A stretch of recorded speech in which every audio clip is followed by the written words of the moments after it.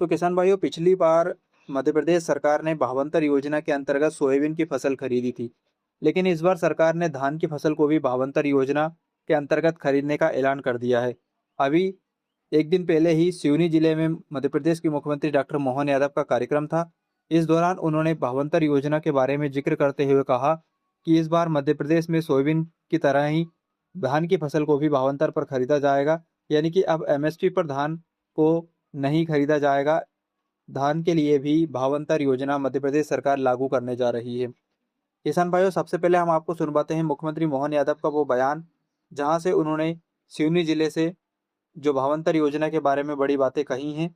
तो सबसे पहले आप वो बयान सुनिए, उसके बाद हम इस योजना के बारे में थोड़ी सी चर्चा के करेंगे। लिए गेहूं के लिए भी हमारी सरकार लगातार अपने सभी प्रकार के प्रबंधन करते हुए 104 लाख मीट्रिक टन का उपार्जन हमने किया है। इसके भरोसे से 2625 रुपए क्विंटल गेहूं खरीदा है भावांतर योजना के माध्यम से। अब तो सोयाबीन पे तो गए साल भावांतर दिया, आप भी चिंता मत करना, धान पर भी हम भावांतर देने वाले। जोरदार ताली बजाए। भावांतर योजना, आप धान लगाओगे, जो भाव आपको मंडी में बेचे अच्छे से अच्छा भाव दिलाने का प्रयास करेंगे। लेकिन अगर नहीं मिला तो बीज का अंतर वो हमारी सरकार आपको देने वाली है। आपके माध्यम से ये भावांतर योजना मोदी जी के माध्यम से मध्य प्रदेश लागू करने वाला है। हमारी सरकार खेत से लेकर कारखाने तक और बाग से लेकर बाजार तक हर एक क्षेत्र में मूल्य संवर्धन श्रृंखला लगा रही है। अद्भुत तीर्थ बना रहे हैं। तीर्थ दर्शन योजनाओं में भी आपको सभी प्रकार की मदद कर रहे हैं। और लाडली बहना कौन कौन है, हाथ खड़े करके बताएं। लाडली बहना है, अपने दोनों हाथ खड़े करें, मालूम पड़ जाएगा कौन कौन है। अपने आप के लिए ताली बजाए। आपके लिए भी हमारी सरकार लगातार राशि दे रही है। और किसान भाइयों के लिए भी किसान सम्मान निधि किस किस को मिलती, हाथ खड़े करें, बताओ आप। जोरदार ताली बजाए हमारे किसान भाइयों बहनों के लिए भी। इसलिए बलराम जयंती भी अच्छी मनेगी, श्री कृष्ण जयंती भी धूमधाम से मनेगी।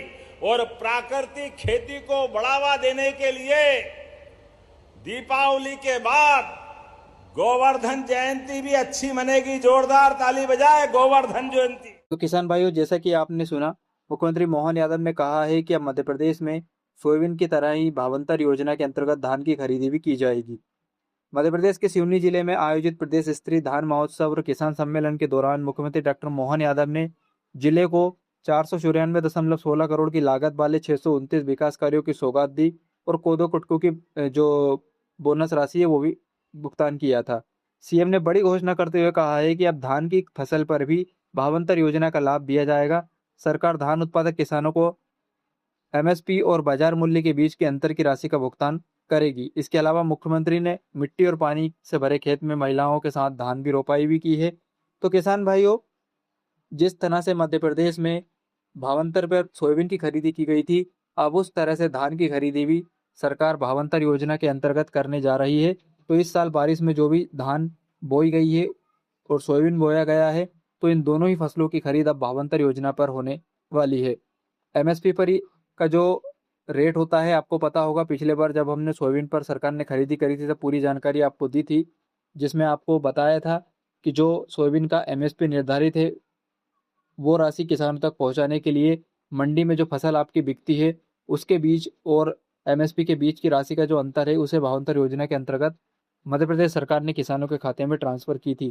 तो इसी प्रकार अब धान किसानों को भी इस योजना का लाभ मिलने वाला है। आप सभी किसानों की क्या राय है? एमएसपी पर धान खरीदी सही है या फिर भावांतर योजना सही है? दोनों में से कौन सी योजना किसानों के लिए बेहतर है? कमेंट करके जरूर बताइएगा।